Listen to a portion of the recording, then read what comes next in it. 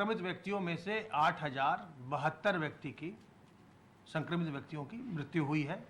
इनके कारण भिन्न भिन्न हो सकते हैं, लेकिन जो भी व्यक्ति कोविड से संक्रमित होता है, अगर उसकी मृत्यु होती है, भले ही उसकी मृत्यु कैंसर की वजह से हो या रीनल फेलियर की वजह से हो, हम सभी मृत्यु को कोविड संक्रमित मृत्यु में हम उसकी गणना करते हैं।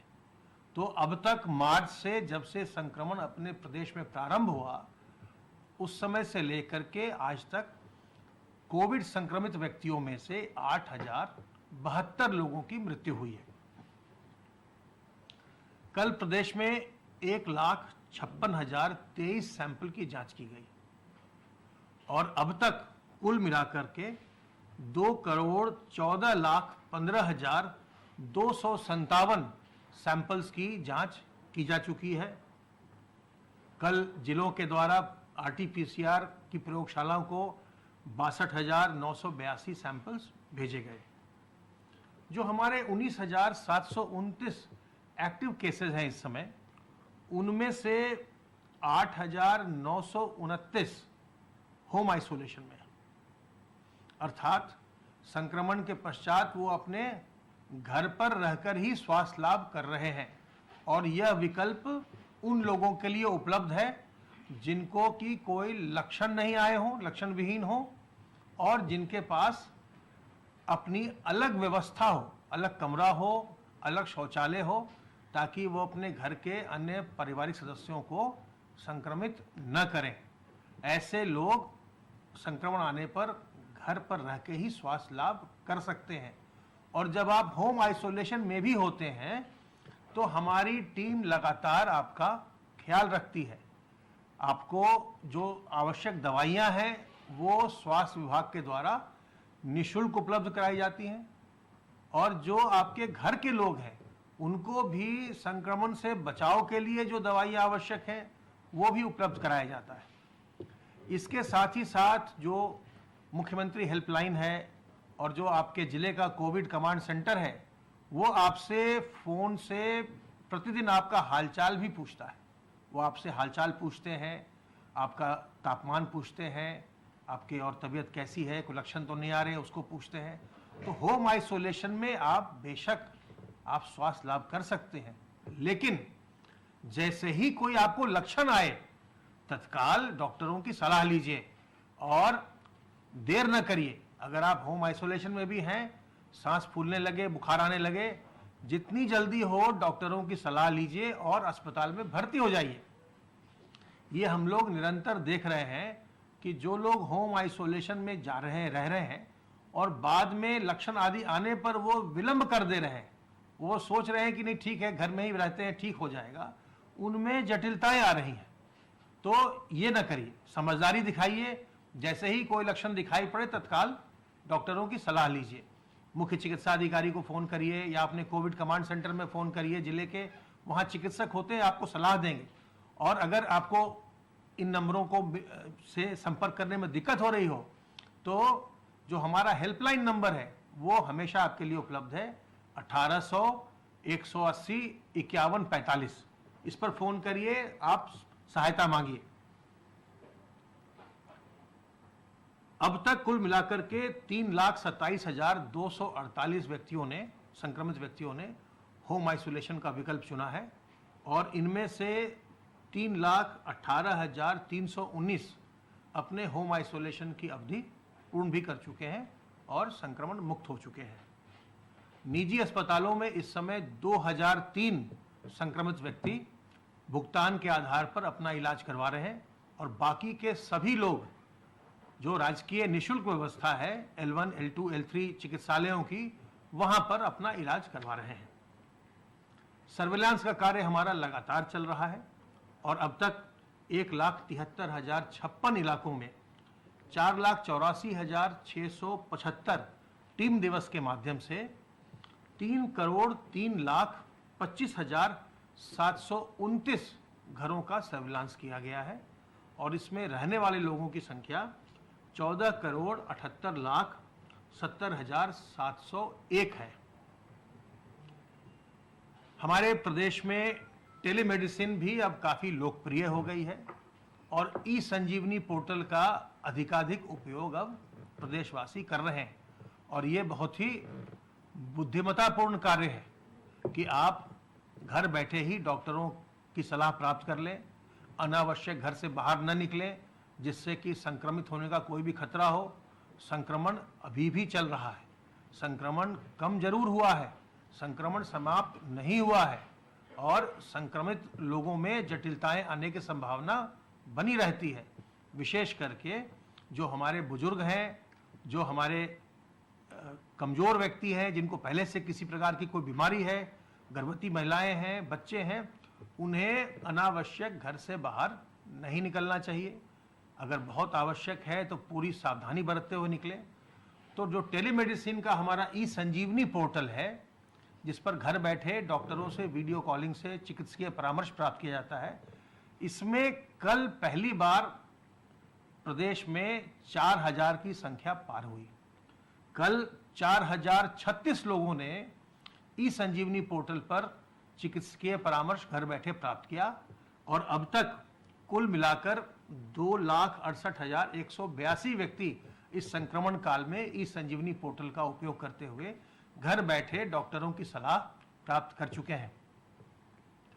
जब तक कोई वैक्सीन नहीं आती है और जब तक इसकी कोई सुनिश्चित दवा नहीं आती है, तब तक संक्रमण से अपना बचाव करना ही सबसे अच्छा इलाज है। संक्रमण से अगर आप बचते हैं तो आप केवल स्वयं नहीं बचते हैं, बल्कि आप अपने इष्ट मित्रों को, परिवारीजनों को भी संक्रमण से सुरक्षित रखते हैं। खास करके ऐसे व्यक्ति, परिवार का ऐसा सदस्य जिसको कि बाहर जाना पड़ता है नौकरी करने के लिए या दूसरे आवश्यक कार्यों के लिए, बाजार जाना पड़ता है और किसी कार्यक्रम में जाना पड़ता है, उनको विशेष रूप से सावधान रहना चाहिए। क्योंकि जो घर में संक्रमण आएगा वो आपके ही द्वारा आएगा, क्योंकि घर से केवल आप ही निकल रहे हैं और आप आकर के घर में फिर अगर संक्रमित होंगे तो अपने घर के अन्य लोगों को भी संक्रमित करेंगे। इसलिए जो लोग घर से बाहर, जिनको निकलना ही पड़ता है, उनको चाहिए कि अपने घर के अंदर भी जो आपके घर के बड़े बुजुर्ग हैं उनसे जो 6 फीट की दूरी बार बार बताई जाती है, 2 गज की दूरी, वो उनसे हमेशा मेंटेन करिएगा। अगर घर में कोई पहले से बीमार व्यक्ति है, कोई गर्भवती महिला है, उससे भी दूर रहिएगा ताकि ये लोग संक्रमित न हो। और पूरा प्रयास कीजिए कि सावधानी बरत के अपने आप को संक्रमण से मुक्त रखिए। अपने हाथ को साबुन पानी से बार बार साफ करते रहिए। अपने मुंह और नाक को ढककर रखिए, मास्क से, रुमाल से, गमछे से, दुपट्टे से। जब भी सार्वजनिक स्थलों पर जाइए, सार्वजनिक कार्यक्रमों में जाइए, अपने आप को, अपने मुंह और नाक को ढक कर रखिए और लोगों से 2 गज की दूरी बनाइए। जहां भी जाइए लोगों से 2 गज की दूरी बनाइए, क्योंकि आप जानते हैं कि इस बीमारी में अधिकांश लोग लक्षण विहीन होते हैं। 80-85% व्यक्तियों में कोई लक्षण नहीं आते। तो आपको ये जानकारी नहीं है जिससे आप मिल रहे हैं वो संक्रमित है अथवा नहीं है। अगर अपने मुंह और नाक को ढके रखेंगे, उससे दूर रहेंगे, 2 गज से ज्यादा दूरी रखेंगे, तो अगर वो अगला व्यक्ति संक्रमित हो तो भी आप संक्रमण से बचे रहेंगे और लोगों को भी बचाएंगे। सावधान रहिए, सतर्क रहिए, संक्रमण मुक्त रहिए, स्वस्थ रहिए और प्रसन्न रहिए।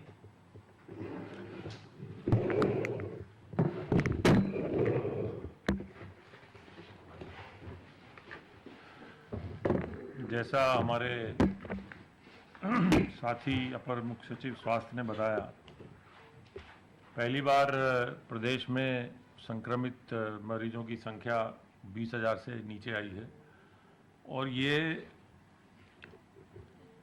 संकेत है कि संक्रमण कम हो रहा है। परंतु ये संकेत ये भी है कि प्रदेश सरकार के जो स्वास्थ्य की मशीन है उसने कितना मेहनत से काम किया है। 2,14,00,000 टेस्ट हो चुके हैं और लगभग 15 करोड़ व्यक्तियों तक स्वास्थ्य विभाग पहुंचा है। तो ये माननीय मुख्यमंत्री योगी आदित्यनाथ जी की जो पद्धति है, जो उनका कार्य करने का तरीका है, जो उनकी सोच है कि सरकार हर परिवार तक पहुंचे। स्वयं सरकार के कर्मचारी अधिकारी जाकर परिवारों से पूछ रहे हैं भाई आपको कोई संक्रमण तो नहीं है। देश भर में ऐसी व्यवस्था किसी अन्य प्रदेश में नहीं है और यही कारण है कि उत्तर प्रदेश सफलतापूर्वक इस संक्रमण से लड़ने में सफल हो रहा है। परंतु सबसे जरूरी है आप लोगों का सहयोग। तो सभी नागरिकों को उत्तर प्रदेश सरकार की ओर से, माननीय मुख्यमंत्री जी की ओर से ये अपील है कि सावधानी बरतें। सावधानी बरतेंगे तो आप और प्रदेश की स्वास्थ्य विभाग की टीम और प्रदेश की पूरी मशीनरी आपके साथ है। हम सब इस संक्रमण से मुक्ति पाएंगे और वैक्सीन आने के पश्चात ये स्थिति सामान्य हो जाएगी। प्रदेश में संक्रमण घटने से हॉटस्पॉट कम हुए हैं। 7,339 हॉटस्पॉट क्षेत्र रह गए हैं। कंटेनमेंट जोन में भी लगभग 200 से अधिक कंटेनमेंट जोन में कमी आई है। प्रदेश सरकार की कोरोना से लड़ाई की कार्रवाई तेजी से जारी है। जैसे पहले बताया गया, टेस्ट की संख्या बढ़ाई गई है, परिवारों तक पहुंचा जा रहा है, अस्पतालों में सुविधाएं बढ़ाई गई हैं, रिकॉर्ड नंबर पर बेड में वृद्धि की गई है। संक्रमण कम होने के साथ साथ जो अन्य गतिविधियां हैं उनमें तेजी लाई जा रही है। आर्थिक गतिविधियों को तेजी से सामान्य किया जा रहा है। अब औद्योगिक गतिविधियों को भी तेजी से अब सामान्य हो रही हैं।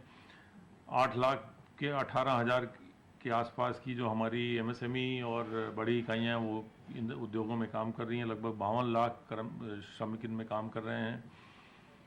प्रदेश की एमएसएमई इकाइयों जिनकी की प्रदेश में कुल संख्या लगभग 90 लाख है, उनमें कुछ इकाइयों को कोरोना के समय कार्यशील पूंजी की, जीएसटी के रिफंड की और विभागों से भुगतान की समस्याएं आ रही थी। इन सभी समस्याओं को दूर करने के लिए एमएसएमई साथी ऐप जो है वो उसको शुरू किया गया था। इन इकाइयों में जो कार्यशील पूंजी की जिनको समस्या थी, उन लगभग 4,37,000 इकाइयों को बैंकों से 11,100 करोड़ रुपए के ऋण स्वीकृत कराकर वितरण कराए गए हैं ताकि वह अपनी सामान्य गतिविधियां तेज करें। इसके साथ साथ प्रदेश में रोजगार के नए अवसर पैदा करने के लिए नई एमएसएमई इकाइयों की स्थापना भी की जा रही है, जिनकी स्थापना के लिए बैंकों से समन्वय करके उन्हें ऋण उपलब्ध कराया जा रहा है ताकि उन्हें आर्थिक कठिनाई ना हो। इस कोरोना समय के पश्चात 14 मई के पश्चात अभी तक पिछले 6 माह में लगभग 6,66,000 नई एमएसएमई इकाइयों को बैंकों द्वारा 20,168 करोड़ रुपए के ऋण दिए गए हैं। इस प्रकार पिछले 6 माह में कोरोना काल के पश्चात लगभग 11 लाख एमएसएमई इकाइयों को 31,000 करोड़ रुपए के ऋण बैंकों द्वारा प्रदेश में वितरित किए गए हैं, जो कि एक रिकॉर्ड है। इससे न केवल पुरानी जो पहले से विद्यमान इकाइयां थी उन्हें चलने में आसानी हुई है, बल्कि इसमें लगभग 27 लाख से अधिक रोजगार के नए अवसर भी पैदा हुए हैं। प्रदेश सरकार किसानों के हित के लिए संकल्पबद्ध है और ये सुनिश्चित करा रही है कि किसानों को हर प्रकार की सुविधा उपलब्ध कराई जाए, चाहे वो उनका न्यूनतम समर्थन मूल्य पे उनका फसल की खरीद है, सिंचाई की उपलब्धता है, बिजली की उपलब्धता है, पराली के लिए उनको आधुनिक उपकरणों पर अनुदान की व्यवस्था है, प्रधानमंत्री किसान सम्मान योजना की धनराशि की उनके खाते में अंतरित किए जाने की व्यवस्था है, गन्ना किसानों के भुगतान की व्यवस्था है। सभी इस प्रकार की व्यवस्थाओं का कई निरंतर समीक्षा की जा रही है माननीय मुख्यमंत्री जी के स्तर पर, और ये उनके द्वारा निर्देश दिया गया है कि जो फसलों के क्रय केंद्र हैं उनका निरीक्षण जिलाधिकारी और उनके अधीनस्थ अधिकारी करते रहें तथा ये सुनिश्चित कराते रहें कि किसानों को किसी प्रकार की समस्या ना हो। धान क्रय में 342 लाख क्विंटल धान अब तक खरीदा जा चुका है, जिसकी कि 6,411 करोड़ रुपए जिसकी लागत है, जो कि किसानों को भुगतान हो रहा है।